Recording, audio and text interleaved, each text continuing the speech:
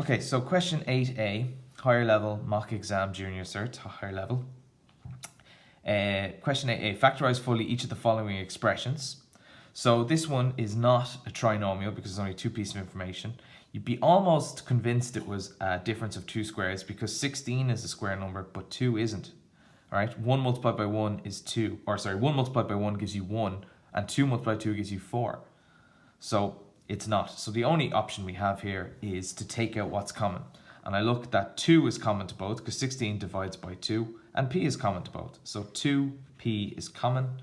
What do I have to multiply 2 by, or sorry, what do I have to multiply 2p by to get 2p squared? Well, that's just p. And what do I have to multiply 2p by to get minus 16p? Well, that's minus 8. And that's your answer. That's it, factorized.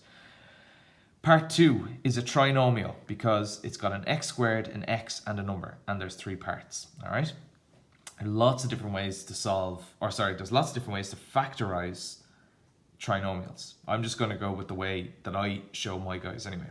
So 3x squared plus 5x minus 12. You want factors of minus 12 that when I add together give me 5. All right, but it's a bit tricky now because we've got a 3 here.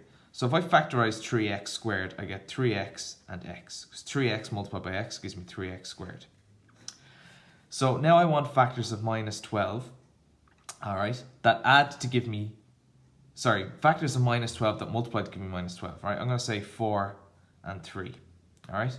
And I've picked these for a reason, all right? Because 3x times 3 gives me 9x. And if I subtract 4x, I get 5x. So look, 3x times 3, that gives me 9x.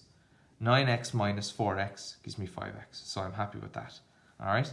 And minus 4 multiplied by 3 gives me minus 12. So they're the factors I want to go with.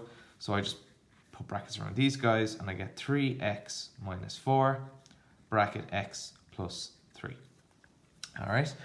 Part 3 is taking out what's common as well, but you got to group them first. All right. So I'm going to put the f's with the f's and the q's with the q's. All right. So take 3f squared. I'm going to put that with minus 2fp. All right. Then I have plus 4qp minus 6qf, all right? So when I factorize this out, taking out what's common, the only thing common here is f. So what do we multiply f by to get 3f squared? That's 3f, all right? What do we multiply f by to get minus 2fp? That's minus 2p, all right? What's common between these two guys? Well, the only thing that's common is q, but hang on, there's a 2 can go into 4 and 2 goes into that, so it's going to be 2p. Nope, 2q. Sorry, that's 2q, all right? But it's also going to be minus 2q, and I'll explain that why in a second. So what do I multiply minus 2q by to get plus 4qp? Well, it's 2p, all right? Or should I say minus 2p, because a minus by a minus gives me a plus. And look, I have a minus 2p here. I should have a minus 2p here. So no points for guessing that this should be 3f. Minus 2q times 3f gives me minus 6qf. Minus 2 times 3 gives me minus 6. And q times f gives me qf. So there you go. Now you just group these two guys together. So f minus 2q. And this guy, 3f minus 2p. And that's your answer there. Part B, list the elements of the solution set of the inequality minus 4 is less than 3x plus 2, which is less than or equal to 11, and x is an element of the integers. Don't mind that, that's just a terms and condition. It just means that x can be an integer, so x can be a negative number in this case, all right? So I'm just going to write it out. Minus 4 is less than 3x plus 2, which is less than or equal to 11, all right? Well, I just want x, and I haven't added 2 here, so it's 3x plus 2. Don't want that plus 2, so I'm going to take it away. So I take 2 away from everything. So minus 4 minus 2 is minus 6. 3x is just left by itself because I've taken the 2 away. And 11 minus 2 is 9. All right? I'm not interested in the differences between 3x's, I just want 1. So I divide everything by 3 here, and I get minus 2 is less than x, which is less than or equal to 3.